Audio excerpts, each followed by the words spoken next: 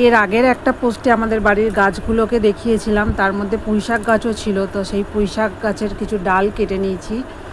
এটা মাছের মাথা দিয়ে পুঁইশাকটা রান্না হবে। তো মাছের মাথাটা ভালো করে ভেজে নেব। ভাজা হয়ে গেলে ভাজাটা তুলে রেখে দেবো। রাখা হয়ে গেলে কড়াইতে অল্প তেল দিয়ে দেবো। এর মধ্যে 5 ফোড়ন, শুকনো লঙ্কা, তেজপাতা ফোড়ন দিয়ে দেবো। দিয়ে ফোড়নটা ভালো করে ভাজা হয়ে গেলে কেটে রেখেছি পেঁয়াজ, কাঁচা লঙ্কা আর রসুনটা ছিঁচে রেখেছি, বাটিনি। তো এবার পেঁয়াজগুলো কড়াইয়ের তেলে দিয়ে দেবো। পেঁয়াজটা একটু ভাজা হয়ে গেলে এবার তার মধ্যে আমি ছেঁচে রাখা রসুনটা দিয়ে দেবো।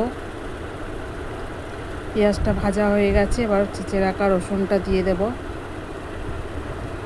দিয়ে এটা ভালো করে ভেজে নেব। রসুনটার কাঁচা গন্ধটা চলে যাবে। তারপরে আমি কেটে রাখা সবজিগুলো এর মধ্যে দিয়ে দেবো। শিম, বরবটি, কুমড়ো, আলু এগুলো দিয়ে একটু ভালো করে ভেজে নেব। একটু নেড়ে চেড়ে নেওয়ার পর আমি এর মধ্যে পুঁইশাক ডাঁটাগুলো দিয়ে দেবো। দিয়ে ভালো করে নেড়ে চেড়ে নেব।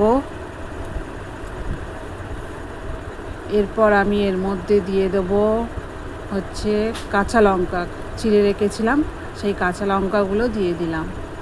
তারপরে আমি দেব হলুদ, পরিমাণ মতো নুন, গুঁড়ো লঙ্কা দিয়ে মশলাটার সাথে ভালো করে সবজিগুলোকে কষিয়ে নেব। যেহেতু নুন দিয়েছি সেই কারণে সবজি থেকে তো জল বেরোয়, অনেকটাই জল বেরিয়েছে সবজি থেকে। দিয়ে মশলার সাথে ভালো করে কষিয়ে নেব। হয়ে গেলে পুঁইশাক পাতাগুলো কেটে রেখেছিলাম, সেই পুঁইশাক পাতাগুলো এবার আমি দিয়ে দেব। দিয়ে ভালো করে নেড়ে চেড়ে নেব। পুঁইশাক পাতা দেওয়ার কারণেও অনেকটা জল বেরিয়েছে। এরপর আমি ভেজে রাখা মাছের মাথাগুলো দিয়ে সবজিটার মধ্যে ভালো করে নেড়ে চেড়ে নেব।